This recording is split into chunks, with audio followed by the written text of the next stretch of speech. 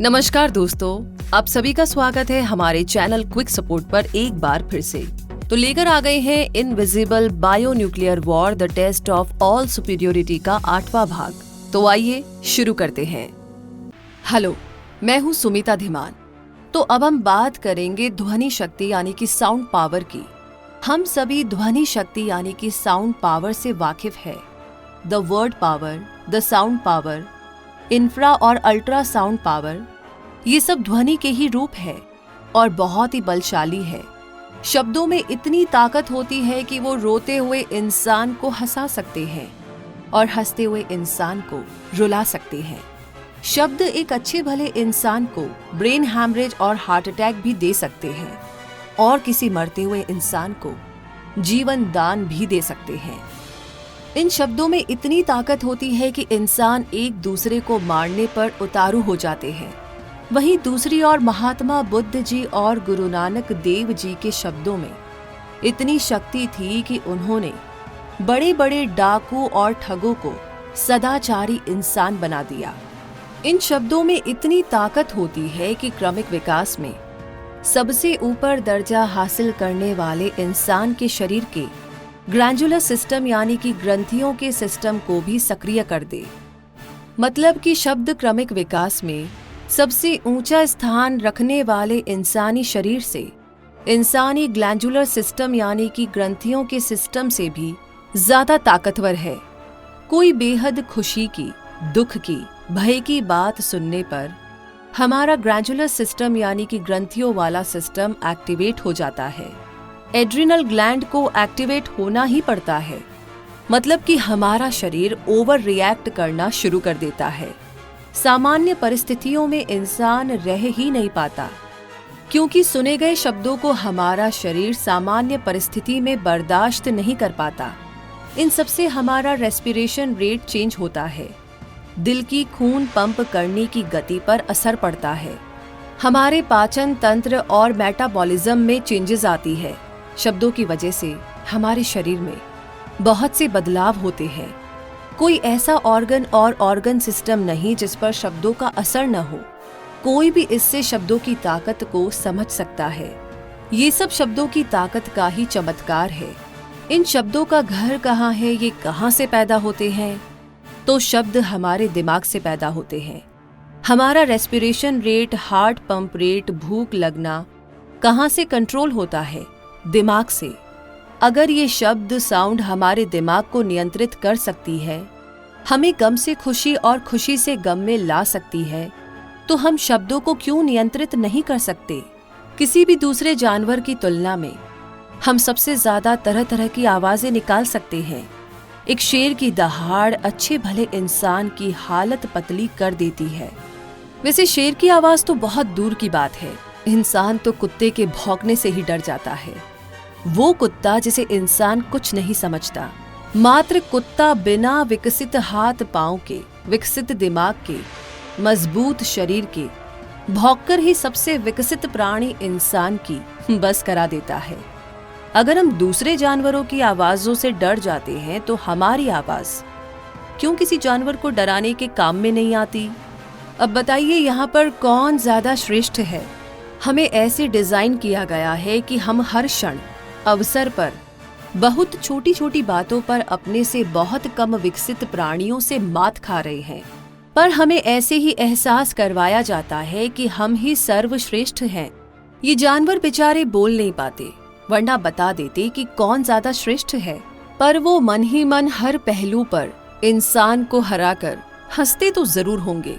एक तो इंसान की कमजोरी पर, दूसरा उसकी भ्रमित मति पर। तो ध्वनि के बारे में बात करने के बाद अब आगे बढ़ते हैं और बात करते हैं सम्मोहन यानी देखने की ढंग की ताकत के बारे में। हमारे देखने की क्षमता किसी सामने वाले नॉर्मल इंसान को कॉन्शियस कर देती है। हमारे देखने का ही अंदाज होता है कि कोई डर से थर थर कांपने लगता है, और हमारे देखने का ही अंदाज होता है कि डर से थर थर कांपने वाला इंसान भय मुक्त भी हो जाता है। इसमें भी हमारा ग्रंथियों वाला सिस्टम आ जाता है। मात्र इंसान के शब्दों का और देखने के अंदाज का दूसरे इंसान पर इतना असर पड़ता है तो दूसरे जीवों पर क्यों नहीं? जिनसे हमें खतरा है। जंगल में रहते हुए क्रमिक विकास के दौरान प्रकृति ने इन गुणों का उचित विकास क्यों नहीं किया? जंगल में बियावान में रहते हुए विकसित हो रहे इंसान के लिए सामने खड़े इंसान को अपने देखने के अंदाज से कॉन्शियस करना ज्यादा जरूरी है, या सामने खड़े शेर, गैंडे, भेड़िए को कॉन्शियस करना? हमने ध्वनि की कोई ऐसी किस्म और आंखों से किसी को नियंत्रित करने का कोई उपाय क्यों नहीं विकसित किया? सच में हमारे दिमाग ने सुरक्षा के मामले में कोई ढंग का काम नहीं किया। शायद इसीलिए ये खोपड़ी में छुपकर बैठा है। इसी के साथ बढ़ते हैं आगे और अब बात करते हैं मानव के लिए अति विशिष्ट प्राकृतिक जैविक हथियार, यानी कि very special natural biological weapons for human.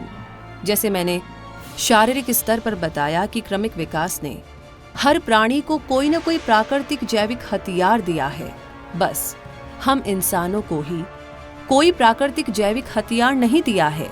प्रकृति ने हमसे कम विकसित प्राणियों को जो प्राकृतिक जैविक हथियार दिए हैं वो उन्हीं के लिए ही उचित और पर्याप्त है, जैसे खुर, नाखून, बाल, पंख, स्केल्स आदि। हमें इनमें से कोई ऐसा प्राकृतिक जैविक हथियार नहीं मिला जो हमारी सहायता कर सके। अगर नाखून और बाल मिले हैं तो ये किसी काम के नहीं, सिवाय सजावट के। दरअसल ये सभी प्राकृतिक जैविक हथियार बहुत ही घटिया और निम्न स्तर के हैं। ये हमारे लिए उचित और पर्याप्त भी नहीं। अगर क्रमिक विकास ने हमें ये ठेठ पारंपरिक प्राकृतिक जैविक हथियार नहीं दिए तो हमें इनकी जरूरत भी नहीं। हम अति विकसित, अति आधुनिक प्राणी हैं। हमारे हथियार भी लेजर बीम की तरह होंगे, न कि डफरों की तरह जैसे कि और जीवों के पास है। अगर क्रमिक विकास ने हमें तेज चलने की, दौड़ने की और उड़ने की सुविधा नहीं दी तो ये सुविधा भी हम जैसे अति विकसित इंसान के लिए उचित नहीं। ये सब बहुत समय बर्बाद करने वाले चलने फिरने के ढंग है। जैसे एक मच्छर एक सेकंड में कहां से कहां पहुंच जाता है, इसी तरह हम में भी एक सेकंड में एक ग्रह से दूसरे ग्रह पहुंच जाने की कैपेसिटी होनी चाहिए। ये टेली ट्रांसपोर्टेशन द्वारा ही संभव है, पर दिक्कत ये है कि इस क्रमिक विकास में हम धोबी के कुत्ते होकर ही रह गए। हमें ना ही पुराने प्राकृतिक जैविक हथियार मिले और ना ही नए। तो सोचिए इस बारे में। और इसी के साथ अब आगे बात करते हैं इंसानी मति भ्रमित, यानी एक 200 किलोग्राम की लठ को 4 इंसान मिलकर उठाएंगे। वहीं इस लठ को एक हाथी बड़े आराम से उठा लेगा। हमारी मानसिक अक्षमता हाथी की लंबाई चौड़ाई देख करके ही ये अंदाजा लगा लेती है कि हाथी इतना लंबा चौड़ा होने के कारण लठ को आराम से उठा लेता है और इंसान उसकी तुलना में भार में, लंबाई में, चौड़ाई में बहुत ही कम होता है। इसीलिए 200 किलोग्राम की लठ नहीं उठा सकता। इंसान ने अपनी शारीरिक अक्षमता पर पर्दा डालने के लिए इंसान और हाथी के भार और आकार की तुलना कर दी, पर यह नहीं सोचा कि इंसान और हाथी क्रमिक विकास के ग्राफ में कहां-कहां ठहराते हैं। अगर तुलना ही करनी है तो इंसान की और हाथी की खोपड़ी की तुलना करो। हम देखते हैं कि हाथी की खोपड़ी इंसान की खोपड़ी की तुलना में बहुत बड़ी है। अब बड़ी खोपड़ी में दिमाग भी उतना ही बड़ा होगा। क्या हाथी का दिमाग इंसान से आकार में ज्यादा बड़ा होने पर इंसान से ज्यादा बढ़िया काम करता है? बेशक मैं इंसानी दिमाग में लाख कमियां बताऊं, पर एक बात तो तयशुदा है कि इंसानी दिमाग हाथी के दिमाग से ज्यादा बढ़िया चलता है। जब भी विकास होगा वो चारों तरफ से होगा। अगर विकास मानसिक स्तर पर हुआ है तो शारीरिक स्तर पर भी विकास होगा। जिस तरह हमारा दिमाग हाथी की तुलना में कहीं ज्यादा अच्छा चलता है, इसी तरह हम शारीरिक स्तर पर भी हाथी से कहीं ज्यादा अच्छे होंगे। हम दिमाग की ही तरह शारीरिक स्तर पर भी हाथी से कहीं ज्यादा मजबूत, दक्ष, कार्यकुशल, योग्य, सुघड़, निपुण और फलोत्पादक होंगे। पर हम मानसिक स्तर पर इतनी बुरी तरह से नियंत्रित और कैद है कि हम ये बात सोच ही नहीं पाते, या यूं कह लीजिए कि हमें ये बात सोचने ही नहीं दी जाती। हम अगर 200 किलोग्राम की लठ नहीं उठा पाते हाथी की तरह, तो हम इंसान और हाथी के भार और आकार की तुलना कर अपनी अक्षमता पर पर्दा डाल देते हैं। अगर भार और आकार की तुलना ही करनी है तो चींटी और इंसान की क्यों ना की जाए। ये क्यों नहीं सोचा जाता कि चींटी अपने भार से कई गुना 50 गुना ज्यादा भार कैसे उठा लेती है, वहीं हम इंसान अपने भार से कितना गुना ज्यादा भार उठा सकते हैं। सोचिए। अब क्रमिक विकास में इंसान और चींटी का स्थान देखें। इस बात पर भी गौर किया जाए कि इंसान और चींटी के शरीर में शारीरिक बनावट में क्या क्या अंतर है। मैं अपने घर का ही यहाँ पर उदाहरण देती हूँ। मेरे बड़े जीजाजी खूब लंबे चौड़े, खूब हष्ट पुष्ट जवान हैं। एक दिन मेरी मम्मी जी उनके घर गई हुई थी। उन्होंने देखा कि मेरे जीजाजी ने 100 किलोग्राम की कनक की बोरी बहुत ही आराम से उठाकर 2 से 4 कदम की दूरी पर जहां से वहां रख दी। घर आकर मेरे मम्मी जी ने ये बात बहुत ही हैरानी से बताई कि सतनाम यानी कि मेरे जीजाजी ने 100 किलोग्राम की कनक की बोरी बहुत ही आराम से उठाकर यहां से वहां रख दी। अब इसमें हैरानी वाली बात क्या है? अगर कोई हष्ट-पुष्ट लंबे चौड़े जवान इंसान तकरीबन 85 किलोग्राम भार वाले इंसान ने 100 किलोग्राम की कनक की बोरी कुछ पलों के लिए उठा ही ली तो क्या कमाल हो गया इसमें? क्या ये सच में अचंभे वाली बात है? मेरे जीजाजी एक तो मर्द, ऊपर से कम उम्र प्लस तंदुरुस्त, सेहत शरीर, खूब लंबाई चौड़ाई और खुद का 85 किलोग्राम भार होने पर अगर जीजाजी ने कुछ सेकंड के लिए 100 किलोग्राम भार उठा लिया तो क्या खास काम किया? हाथी और इंसान की लंबाई चौड़ाई देखकर हम मान लेते हैं कि हाथी इतना भार उठा सकता है। अगर इंसान और चींटी की भार और आकार में तुलना करें तो उस हिसाब से इंसान को कम से कम आराम से 3,500 किलोग्राम भार उठा लेना चाहिए। पर क्या ये 3,500 किलोग्राम उठाना भी महाबली इंसान के लिए पर्याप्त और उचित है? नहीं। अपने भार से 50 गुना ज्यादा भार उठाना एक चींटी के लिए तो शायद उचित और पर्याप्त है, पर एक इंसान के लिए अपने भार से इतना गुना ज्यादा भार उठाना भी एक शर्म की बात है। चींटी तो पहले से ही अपने भार से 50 गुना ज्यादा भार उठा रही है और हम चींटी से शारीरिक और मानसिक रूप से कितने ज्यादा विकसित है, तो सीधी सी बात है कि हमें भार भी चींटी से ज्यादा उठाना चाहिए। अगर एक नक्कारा चींटी अपने भार से 50 गुना ज्यादा भार उठा लेती है तो हमें तो सैकड़ों और हजारों गुना ज्यादा भार उठाना चाहिए। हिंदू पौराणिक कथाओं में आता है कि जरूरत पड़ने पर हनुमान जी ने एक पूरा पर्वत उठा लिया था और श्री कृष्ण ने गोवर्धन पर्वत उठा लिया था। ऐसे काम सिर्फ देवी देवता ही नहीं, हम भी ऐसे कामों को करने में सक्षम हो सकते हैं बिना नरमादा का ख्याल किए। इंसानों का दिमाग ढंग से नहीं चल रहा।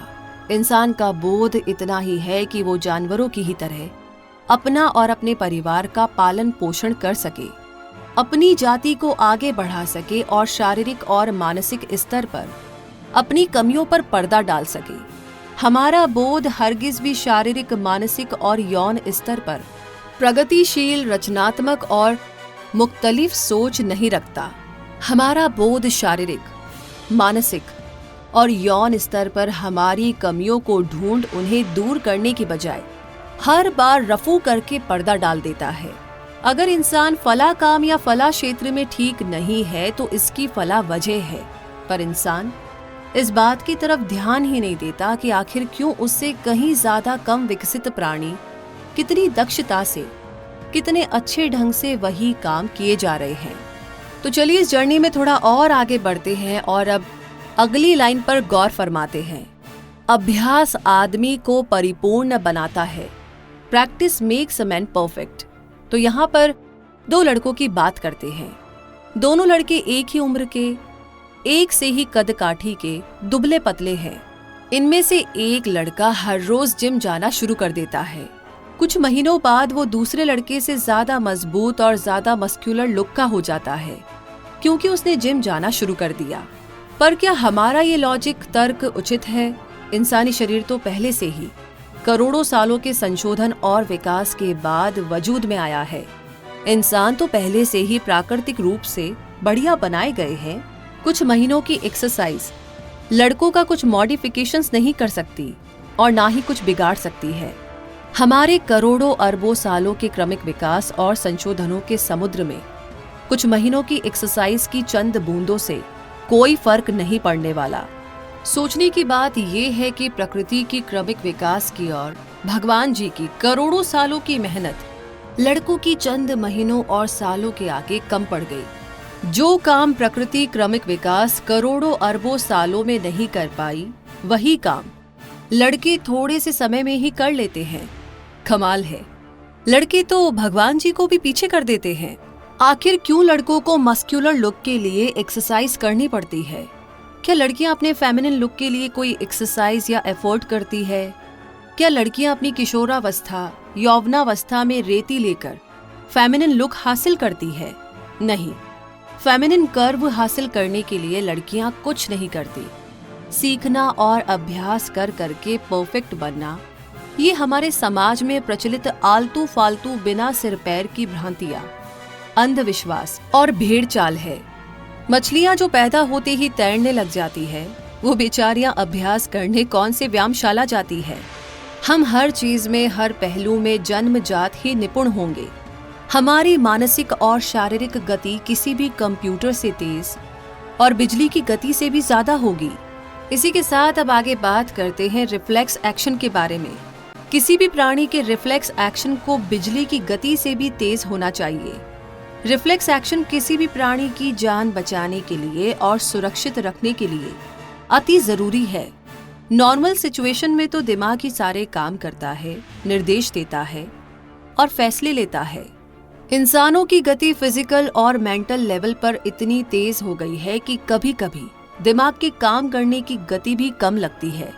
जब शरीर को दिमाग की गति से भी तेज गति में कोई काम करना होता है, तब वह रिफ्लेक्स एक्शन का इस्तेमाल करता है और सहारा लेता है। दिमाग के काम करने की कार्यविधि बहुत लंबी है।